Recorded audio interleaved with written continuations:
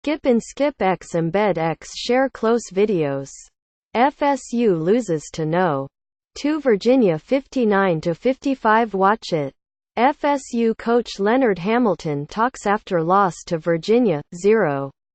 The Seminoles went the final 9-1 without a made field goal. Kurt Weiler, Democrat, one of 3 Skip and Skip X Embed X share close videos. FSU loses to No. 2 Virginia 59-55. Watch it. Virginia coach Tony Bennett talks after win over FSU, 0-0. The Cavaliers are 12-0 in the ACC after the win over FSU. Kurt Weiler, Democrat, 2 of 3 Skip and Skip X Embed X share close videos. FSU loses to No. 2 Virginia 59-55. Watch it. Mfiondu Kabengele addresses media after close loss to UVA, 0-0. Kabengele registered 6 points and 6 rebounds in 10 minutes of action. Kurt Weiler, Democrat, 3 of 3 last video. Next video. Watch it. FSU coach Leonard Hamilton talks after loss to Virginia. Watch it. Virginia coach Tony Bennett talks after win over FSU. Watch it. Mfiondu Kabengele addresses media after close loss to UVA. By photo. FSU's M.J. Walker shoots a three-pointer over Virginia's Ty Jerome during their game at the Tucker Civic Center on Wednesday, Feb. 7, 2018. Photo. Joe Rondon, Democrat. By photo. An extreme offensive slump down the stretch ruined Florida State's chance at a remarkable upset.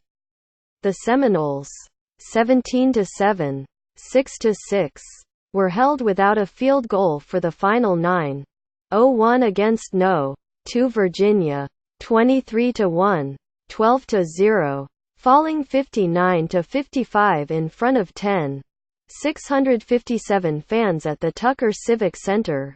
You have to give them credit. FSU coach Leonard Hamilton said. They're a heck of a basketball team. Quote, early on, Florida State did exactly what it needed to against Virginia's intense pack-line defense. Just expand the paint. Redshirt freshman Mfiondu Kabengele said when asked how to counter UVA's stout defense.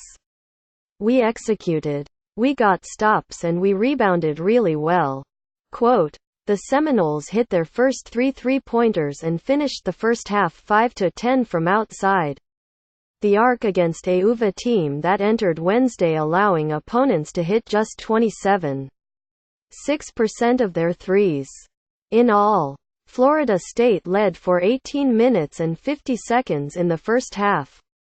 The first half, I thought our kids played with a tremendous amount of energy. FSU coach Leonard Hamilton said.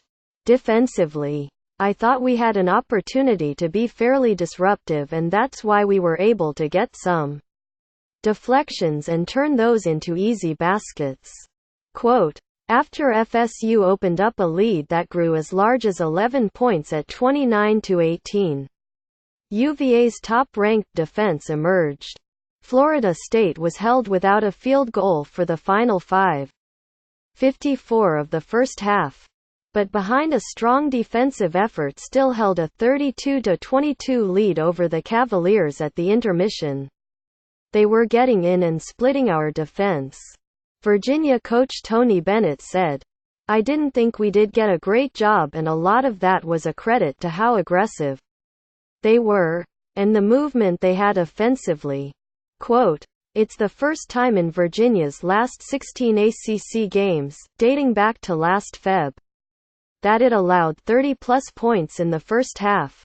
This was accomplished behind a well-balanced offensive attack as 8 Seminoles scored in the opening half on only 11 made baskets.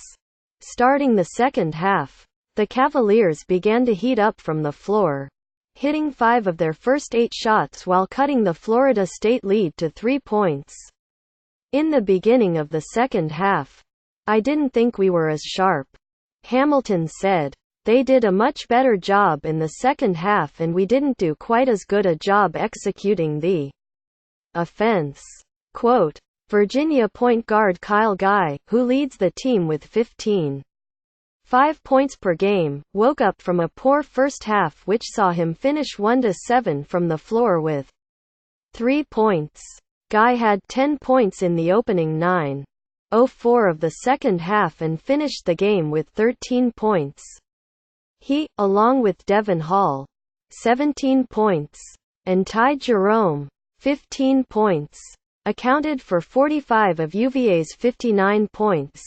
Virginia took its first lead since the early minutes at 44-43 with 9:58 left. Over FSU's lengthy drought in the final minutes, the Cavaliers stretched their lead to as many as 6 at 55-49 with 3:38 left. Despite this stretch without a basket, some timely free throw shooting, 4 straight made by Brian Angola, cut the UVA lead to 2 at 55-53 with 2:28 left. FSU had its chances down the stretch, but no made field goals and some missed free throws doomed the Seminoles. A total of 9 Florida State players registered a basket, but only M.J. Walker reached double digits with 10 points. FSU's 2 leading scorers on the year, Angola and Terrence Mann, had 10 combined points on 2-15 shooting. What we learned. FSU can play with anyone. Once again, this time against quite possibly the best team it has played all year, this FSU team showed that it fears no team and backs down from no challenge. With the loss, FSU is now 3-3 against ranked teams this season and hasn't been thoroughly outmatched in any of those matchups.